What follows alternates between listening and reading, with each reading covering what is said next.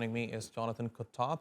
He is an international law attorney and co-founder of the Palestinian human rights group, Al-Haq. Jonathan, good to have you here with us on TRT World.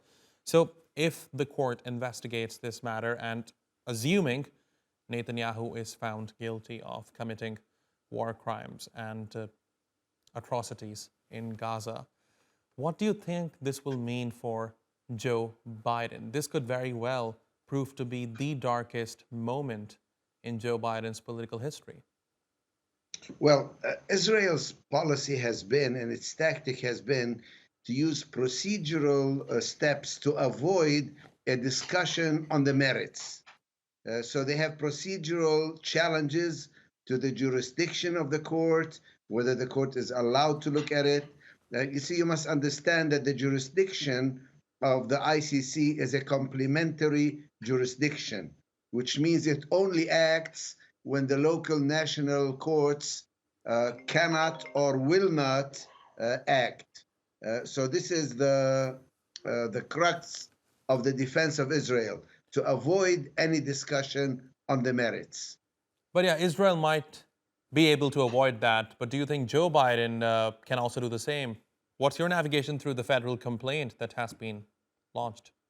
Well, I've looked at the complaint that was prepared against Joe Biden, and there are two elements. Usually, in the issue of genocide, intent is the very difficult element to prove. In this case, however, intent is the easiest element because there have been clear pronouncements of the Israeli prime minister, the defense minister, the chief of army.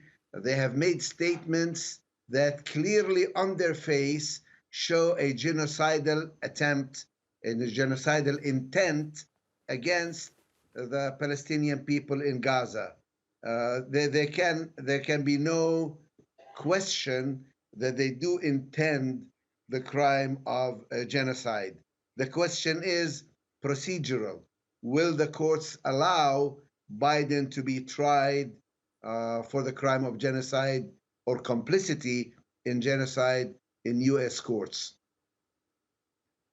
Well, whether or not that happens is something that time will tell, but certainly the fact that this complaint was filed goes to show that a lot is changing within US politics when it comes to Washington's stance towards Israel, does it not?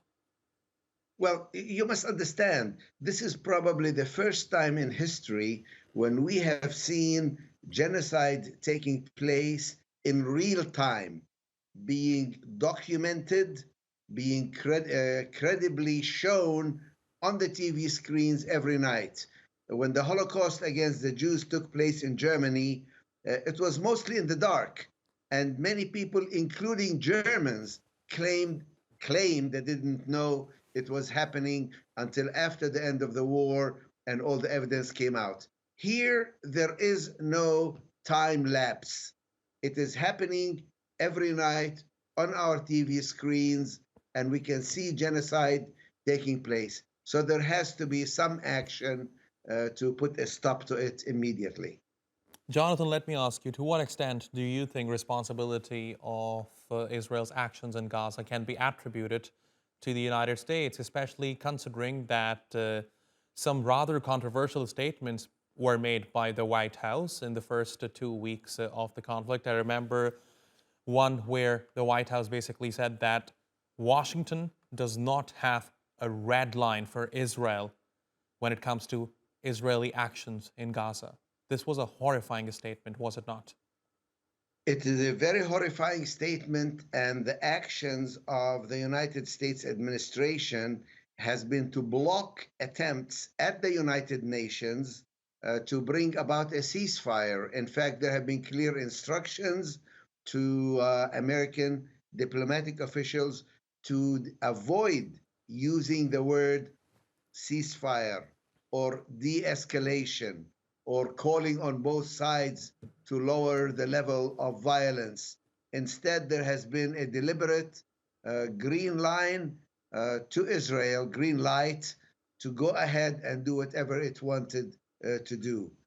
To be sure, the United States government has said that they expect Israel to do it within the bounds of international law, but those were empty words, because in reality, no restrictions have been imposed or even stated in terms of what Israel can or cannot do.